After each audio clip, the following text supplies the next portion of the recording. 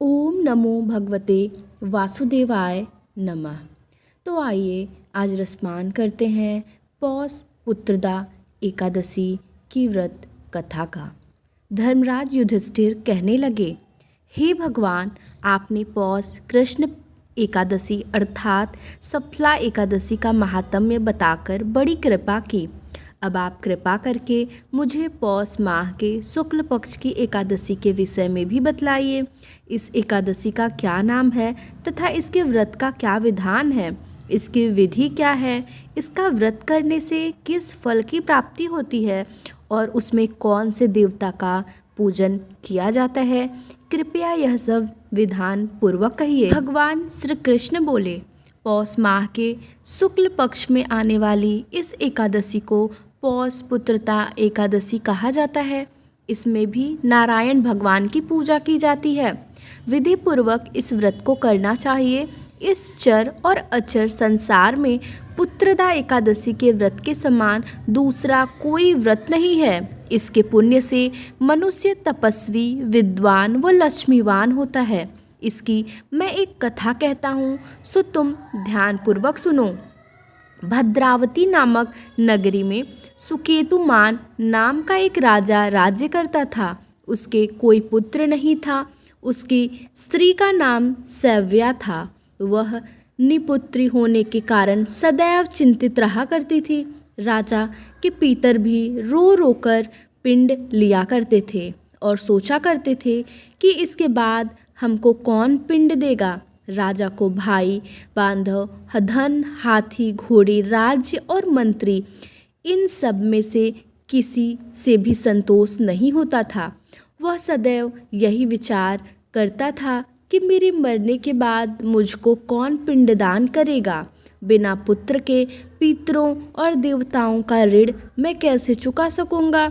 जिस घर में पुत्र न हो उस घर में सदैव अंधेरा ही रहता है। इसलिए पुत्र उत्पत्ति के लिए प्रयत्न करना चाहिए।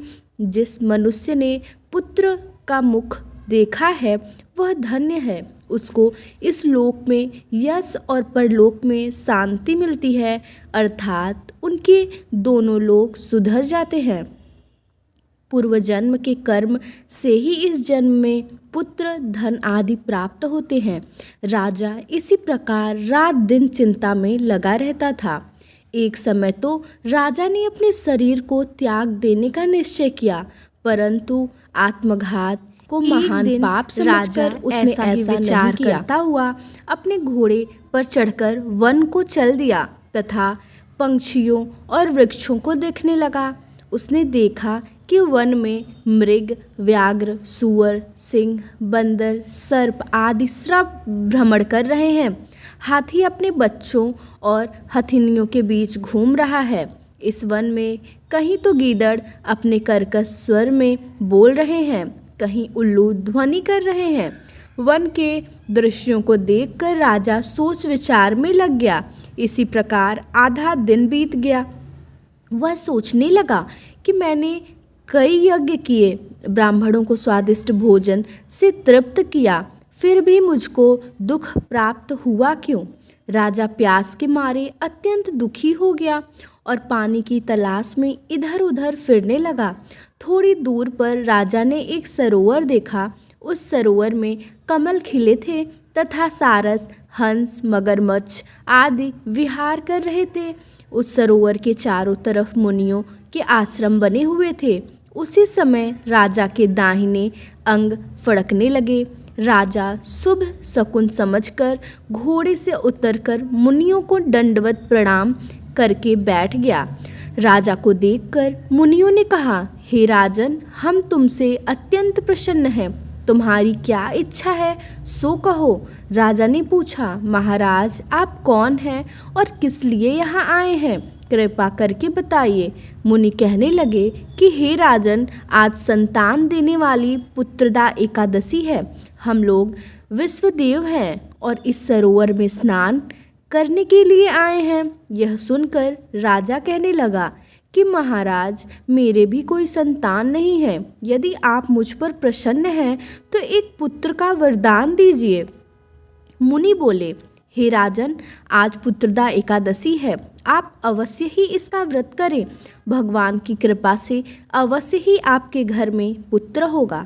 मुनि के वचनों को सुनकर राजा ने उसी दिन एकादशी का व्रत किया और द्वादशी को उसका पारण किया।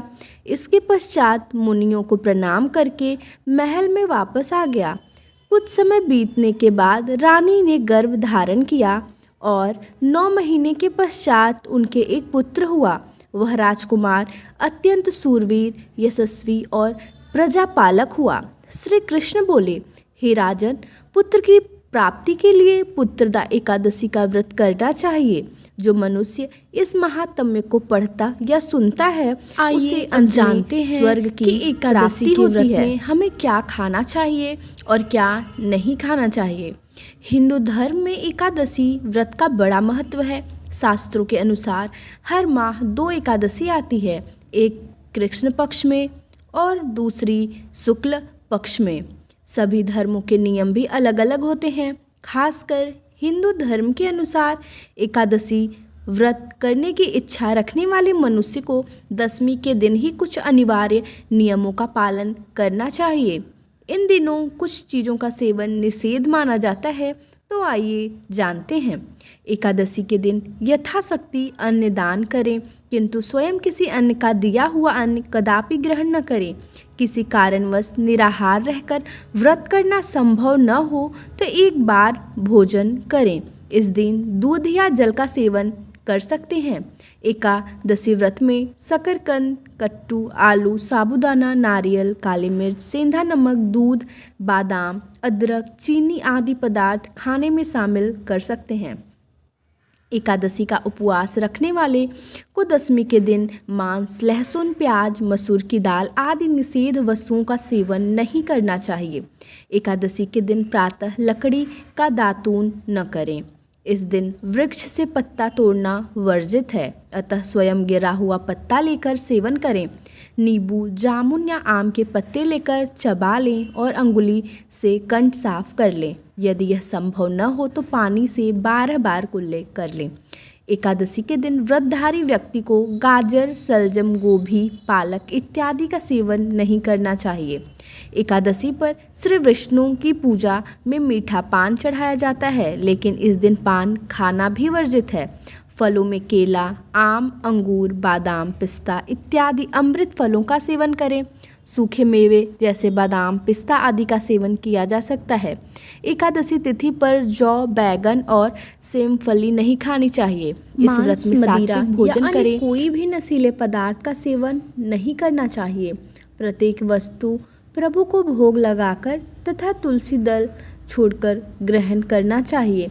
तो ये थी पौष पुत्रदा एकादशी की व्रत कथा और इस दिन क्या खाना चाहिए और क्या नहीं खाना चाहिए एकादशी के व्रत में। जय श्री कृष्ण।